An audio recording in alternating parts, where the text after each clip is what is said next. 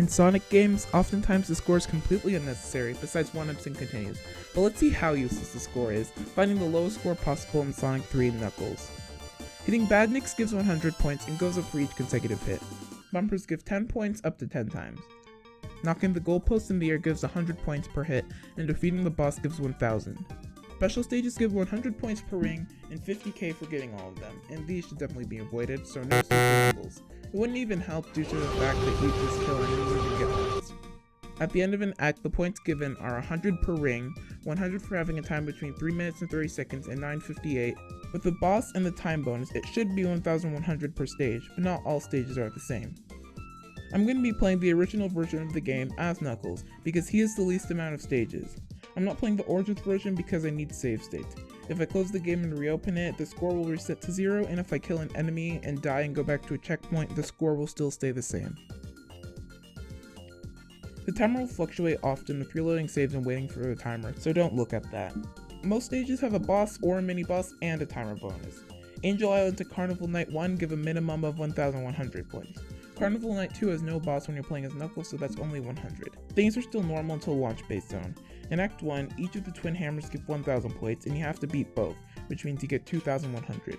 In Act 2, it has two bosses, the Egg Rocket and Big Arms, which also gives 2100.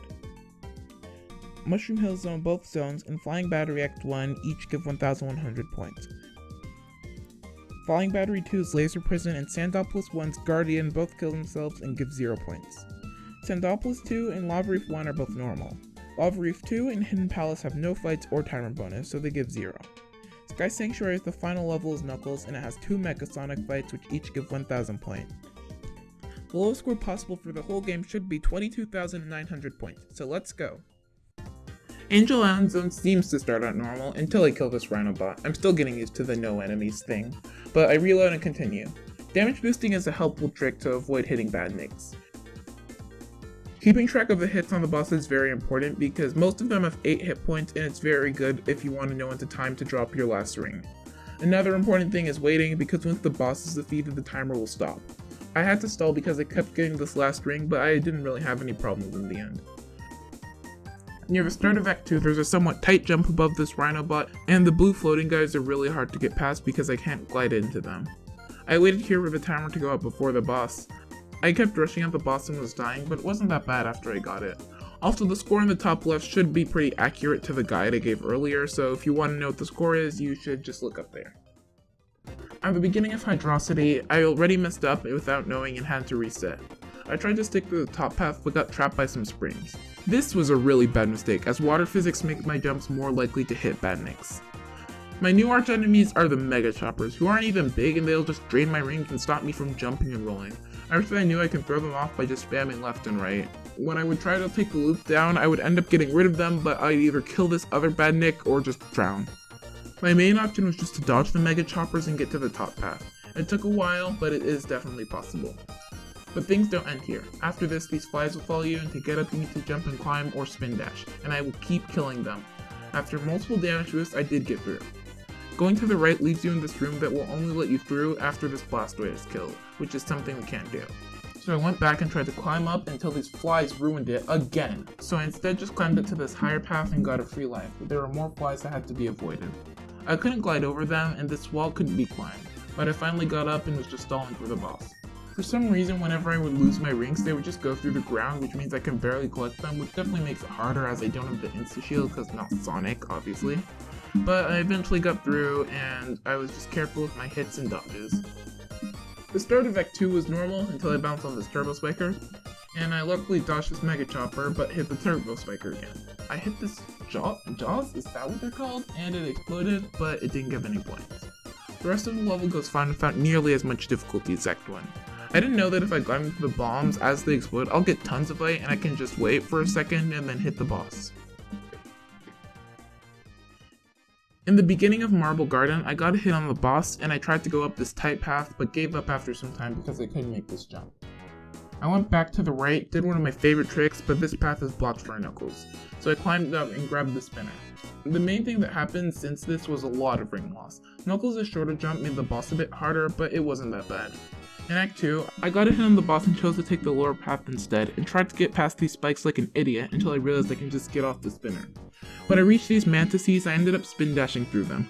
I tried gliding over them and kept killing them, but according to Occam's razor, the simplest solution is just the correct one. I walked forward normally and it just worked. I couldn't hit the thing on the statue's face and I couldn't touch the wall for some reason, so I reset to get the spinner. I took the top path and got another hit on the boss, but ended up killing a mantis by gliding. I still got the hit on the boss and continued past the crushing walls. I didn't even realize Knuckles had a different boss, but once I knew how it worked, it was really easy with this clutch hit I got in the corner.